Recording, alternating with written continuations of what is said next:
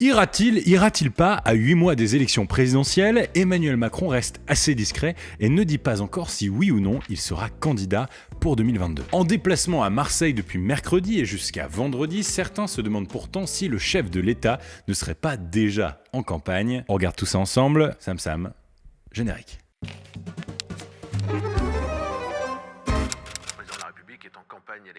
Pour la dernière entrée de son quinquennat, Emmanuel Macron a décidé de se rendre à Marseille pendant 3 jours pour y parler de sujets majeurs, l'éducation, le logement et surtout la sécurité. Le choix d'une visite à Marseille n'est évidemment pas une coïncidence. La ville a beaucoup fait parler d'elle ces dernières semaines.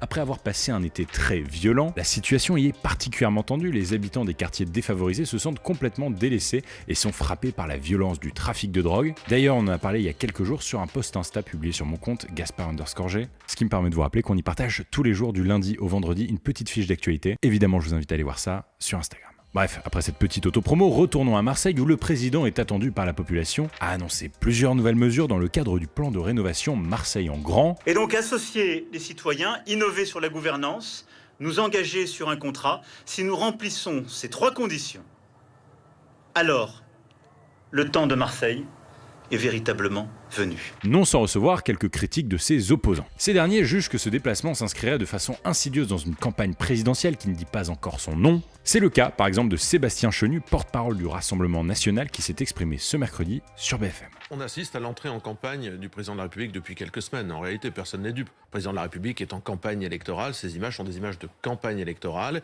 Ce sont celles de promesses de campagne électorale. En même temps, ce n'est pas la première fois qu'un président sortant est frileux à l'idée de se déclarer officiellement candidat. Une fois pris dans l'engrenage d'une nouvelle campagne présidentielle, il doit à la fois parvenir à défendre son bilan, tout en proposant des nouvelles mesures qu'il mettrait en place s'il venait à être élu. Alors quand on demande à un président de la République s'il compte se présenter de nouveau, la réponse est souvent très vague, parfois même extrêmement tardive. On se souvient, enfin pas moi mais peut-être les plus âgés d'entre vous, en 81, Valéry Giscard d'Estaing n'était entré en campagne qu'un peu plus d'1 mois et demi avant le premier tour, et en 88, François Mitterrand l'avait annoncé au journal de 20h. Quelque chose me dit d'ailleurs que je serai le dernier journaliste de France et de Navarre à vous poser cette question, Monsieur le Président.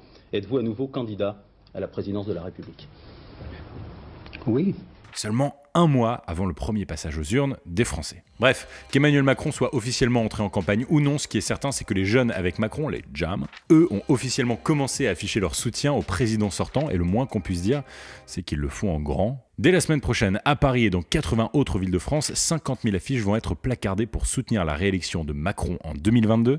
Et ces affiches, je sais pas si vous les avez vues, mais elles ont quand même une drôle de tête et ressemblent fortement à une nouvelle série Netflix. Rien n'a été laissé au hasard, les couleurs, la typo s'inspirent ouvertement de celle de la plateforme de streaming. On y perçoit même un petit trait d'humour de Jam avec les mots suivants: vivement consigne pour 5 saisons de plus. Comprenez, un nouveau mandat de 5 ans pour le président actuel, Emmanuel Macron, qui regarde au loin d'un air épique. Mais on a le droit de voir loin et grand. Une manière plutôt intéressante de mystifier l'homme politique et surtout de s'adresser à la jeunesse avec des codes qu'ils connaissent. Mais il n'aura pas fallu longtemps pour que cette campagne d'affichage soit détournée par l'association altermondialiste Attac, qui s'est attribué à son tour les codes de la plateforme américaine pour imaginer ce qui, selon elle, se passerait si Macron était effectivement élu en 2022. C'est beaucoup moins marrant, hein. Au lieu d'annoncer des films et des séries, Attac a choisi de faire la liste des mesures hypothétiques d'un deuxième mandat Macron. Alors au programme, tout pour le patronat, César de la meilleure comédie romantique, ou encore Climat, ode à l'inaction, par les rédacteurs de la loi climat. Bref, ça fait quand même bien moins rêver que l'affiche des Jam. A noter que selon Frédéric Dabi, le directeur de l'Institut de sondage IFOP, s'adresser aux jeunes en période électorale et particulièrement en tant que président sortant est primordial, d'autant plus quand on sait que les jeunes votent très peu, mais comme disait Chateaubriand, pour être homme de son pays, il faut être homme de son temps. D'ailleurs, il semblerait bien que le plus grand communicant de l'Élysée en soit conscient, puisque depuis quelques mois, il s'adresse de plus en plus régulièrement aux jeunes, notamment à travers des vidéos sur la vaccination diffusées en août sur TikTok et Insta. Nouvelle question. Avec le vaccin, devient-on titan?